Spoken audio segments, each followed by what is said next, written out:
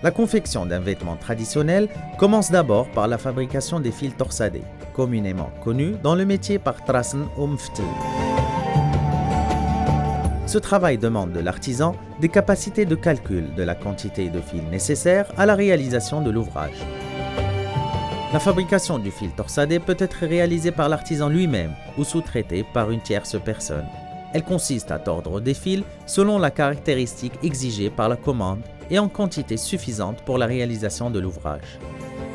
Pour fabriquer un fil torsadé, l'artisan choisit d'abord le type de filament en fonction de sa provenance et de ses caractéristiques. Ensuite, il applique les techniques appropriées au type de torsion voulu. Il peut s'agir d'une torsion en forme de S ou de Z.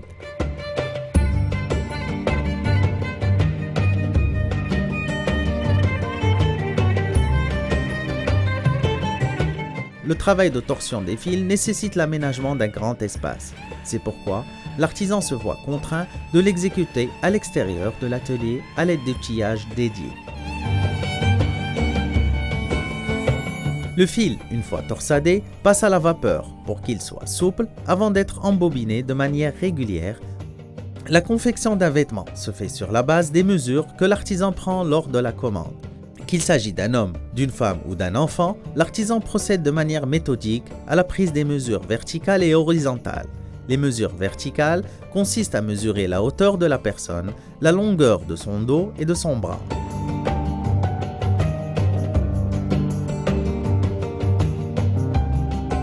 Alors que les mesures horizontales concernent le tour de buste, le tour de poitrine, le tour de taille et le tour des hanches. Ces mesures vont servir à l'artisan pour tracer les formes des pièces du vêtement sur le tissu en fonction de leur type. Ainsi, l'artisan applique des techniques de traçage appropriées pour faire ressortir les particularités des formes de chaque pièce telles que le dos, le devant, les hanches, les jambes et la ceinture. Et ce, en conformité avec le style de coupe voulu par l'évasé, l'ajusté ou la coupe droite. Pour effectuer ce travail de traçage, l'artisan manie avec dextérité des outils et utilise des équipements appropriés en veillant à l'adoption de postures ergonomiques. Une fois les pièces réparties sur le tissu, l'artisan, à l'aide d'outils de coupe, préparés et affûtés au préalable, place le tissu dans le bon sens, en fonction de la coupe, et taille les pièces en respectant le marquage des repères.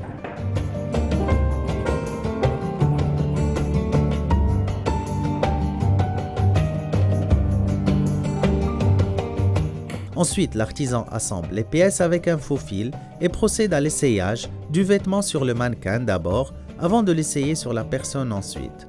Pendant l'essayage, l'artisan se fie à son sens aigu d'observation et à son savoir-faire technique pour corriger la coupe et mener à bien les ajustements nécessaires.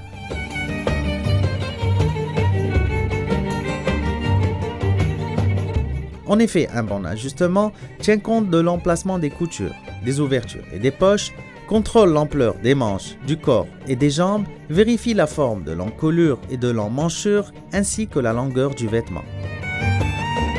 Vient ensuite l'opération du surjet des pièces. Pour ce faire, l'artisan procède à différents réglages de la machine. Il s'agit en fait de régler l'enfilage du fil, sa tension et sa pression. La compétence de l'artisan apparaît dans la vitesse d'exécution, l'harmonie des gestes et le contrôle de direction.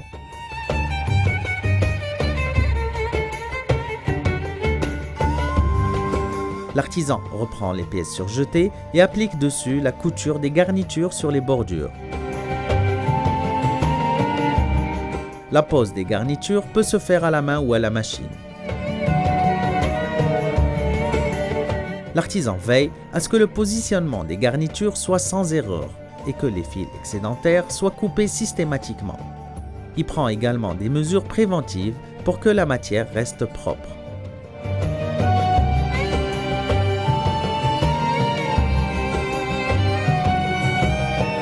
C'est l'artisan qui conçoit lui-même les motifs, zwaq, ou les adapte selon la demande et le degré de créativité dont il fait preuve. L'artisan trace des motifs qu'il élabore à partir de formes et figures traditionnelles.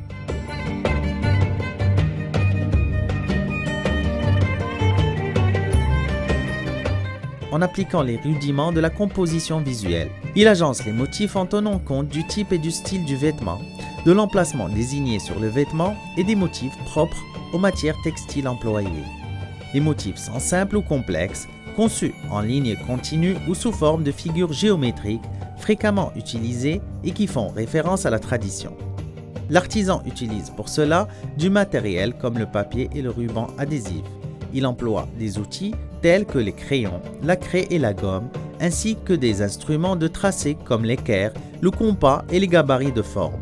Les motifs servent à orner les bordures du vêtement, les manches, l'encolure, le dos et le devant du vêtement. Le motif peut être tissé, imprimé, brodé à la machine ou cousu à la main. L'artisan utilise différents types de motifs. On retrouve de l'abstrait, du figuratif et à géométrie simple ou complexe. Le choix des couleurs, des garnitures et des motifs est déterminant dans le travail de l'artisan en couture traditionnelle. L'esthétique du vêtement traditionnel en dépend dans une large mesure. C'est pourquoi l'artisan fait des choix chromatiques cohérents permettant d'harmoniser ou de contraster les positions des couleurs primaires, des couleurs secondaires et des couleurs intermédiaires. Il applique les principes des accords de couleurs pour agencer les étoffes entre elles et déterminer les couleurs des motifs. À l'aide d'un calque ou d'un contre-calque, les motifs sont ensuite confectionnés et reportés de manière agencée sur le tissu, en respectant le tracé. Une fois la garniture et les motifs cousus et les pièces repassées, l'artisan procède à la fermeture du vêtement et la couture des ourlets en veillant à la conformité des replis aux spécifications, à la finition des coutures, de l'encolure, à la coupe des fils et la propreté des matières. En plus du repassage en cours d'exécution, l'artisan procède aussi au repassage du produit fini en surveillant la température du fer et en veillant à la protection de l'étoffe et des matières textiles. Le repassage du produit fini peut être sous-traité à des professionnels nettoyeurs-presseurs. Une fois le vêtement pressé, l'artisan en couture traditionnelle le range dans un espace d'entreposage en attendant qu'il soit livré au client. À l'occasion de demandes d'ajustement, de correction ou de réparation d'un vêtement, l'artisan estime la complexité de la retouche et recherche des solutions.